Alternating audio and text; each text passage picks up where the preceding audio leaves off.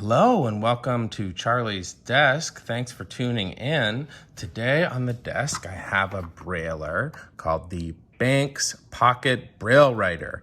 It was designed in the 30s by Alfred E. Banks, Dr. Alfred E. Banks, and then it was produced by IBM, International Business Machines, and distributed by the Lions Club.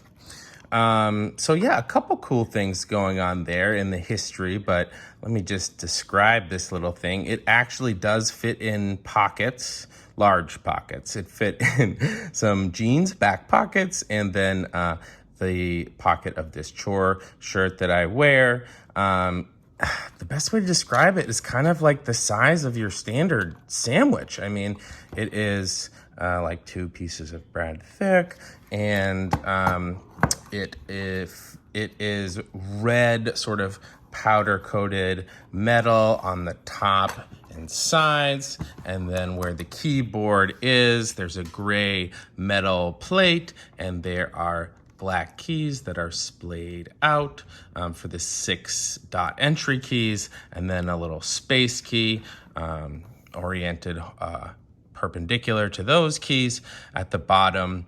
If you flip it over, the underside is kind of this cork-like material, which is nice and smooth. And you see 4 inset screws, which are holding sort of the gray faceplate over the keys. Now, this is a tape writer. So it prints out on 1/2-inch tape that is a big roll inside it, and it was for, just taking down notes, phone numbers, and everything like that. Dr. Banks invented it in the 30s, and then I think it took a while. I know that he's from San Diego. Some sources say that he was a veteran, but it's tough to know. There's not so many great primary sources on this guy that I've found yet, so I just don't want to say anything definitive. And then the Lions Club has really been involved in blindness for a very long time, supporting white cane laws and paying for surgeries and just being really great. So let's open up this little pocket Braille writer. I'll do some actual measurements and see what we get. It is 1, 2, 3, 4, 5, 6, 7, 8 inches, 8 inches long. It's very skinny. It is 1 inch high. I'm using this Squirrel Devices caliper thing. It is 4 inches wide at the narrowest point and 5 inches at the widest, because it kind of gets narrower at one end. And then I'll open it up. In between the 3 sets of keys on either side, there's a little knob that you can push to the left, and that opens things up. And then there is a big roll of 1/2-inch paper, sort of oriented horizontally, laying flat against the table. And right now it's like 3.5 inches wide. This one's mostly full. And then the actual tape sort of winds through these rollers, goes in front of an embossing head, which is driven by the keys, and then exits out of the left side of the Brailler. And this one was sent to me in a non-working condition, but then it was pretty easy to fix. I'm just kind of holding it up closer to the screen. And so the tape, it's kind of like, a roll of toilet paper, right? There's a little cardboard spool in the middle of it, and then the tape comes out and feeds into this thing where it's clamped in between 2 pieces of metal. So there's enough stability to create the Braille dots. So, but the tricky and interesting thing for me about Braillers is, how does the mechanism advance the paper? And this one wasn't quite working. So we'll see if it does now. I'll tell you ahead of time, the tape is sort of clamped in between these 2 rollers, and then when you press the space bar or any of the keys, it pushes this little arm forward, which starts rotating one of the wheels that's holding the paper the width of one sort of Braille cell. at a time. So I kind of got it going. So I'm pressing the space key, and there's some tape spitting out, and I'll just see if I can write my name or something like that, and have the tape, kind of get stuck still. So that might be because it needs a little bit of, I don't know, maybe grease or something like that. I got to be careful. I choose a lubricant that's not going to get stains on the paper from oil or anything like that. So now I'll take off the mechanism to reveal sort of how this thing works. So on the left-hand side, there's two wheels that are kind of have the paper running in between them, kind of reminiscent, if you've ever heard described like an old projector, an old school projector. Oh yeah, so you take off one screw top for one side, and then you have to take off the other, because they sandwich each other together to hold the paper and also hold themselves into the device. So when I lift out one, I lift out the other, and so you can see how this is called, I recently called knurling. It's seriously Knurling.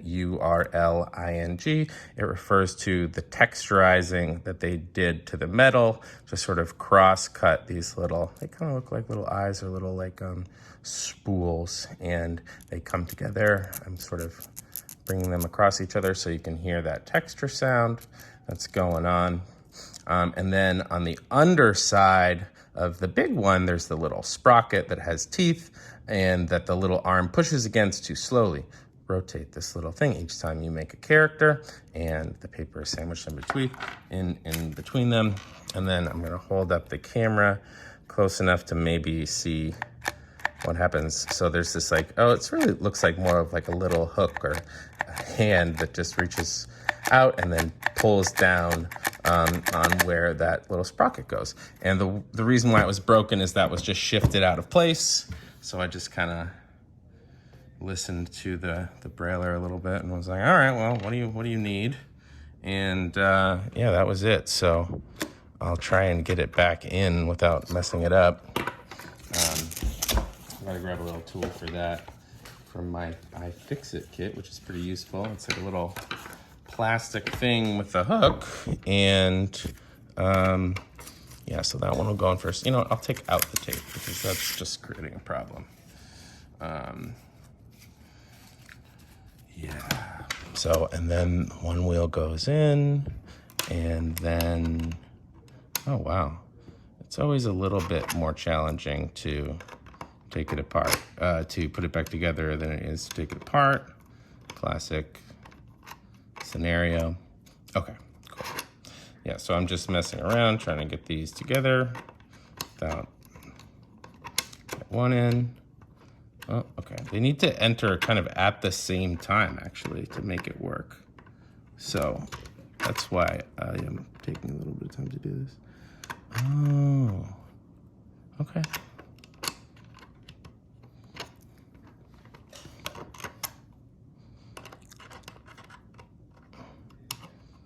Weird.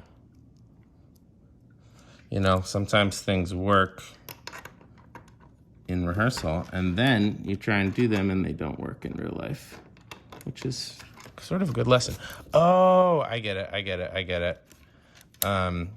Okay, yeah, so you can sort of snap these two things together and apart, and I had them snapped together, which meant it was sort of impossible to put them back in. So you snap them apart when you are trying to load the paper, and then you click them together, and I'll make the clicking sound in a second, to hold the paper. Okay, yeah, I think that's good. I'm just screwing in the screws there, in case you get your hands on one of these things and it's broken. So should that be, yeah, kind of loose, so they can rotate freely. Yep, it needs to be a little looser. So, oh yeah, that just dropped right into place right there, huh? Yeah, so I really do enjoy taking apart Braillers and fixing them and learning about it. And I also enjoy the history that they're associated with. It's nice to think that, you know, people could just get this little thing, keep it by the telephone, write down some numbers, a note, and then just have this, you know, tape to keep with them. You know, it's a little bit simpler than like reading a big page of Braille. It's just this little tape, so it's, I don't know, in some ways more manageable. You don't have to worry as much about crowding. So I'm just feeding the tape through. To clamp it down, as I said, clamp, unclamp, and then it should start sort of spitting out the tape. Huh? Tricky. Anyways, that's today's episode of Charlie's Desk for you. And thanks for watching. And this is the Banks Pocket Braille Writer. Take care. Have a good one. Bye.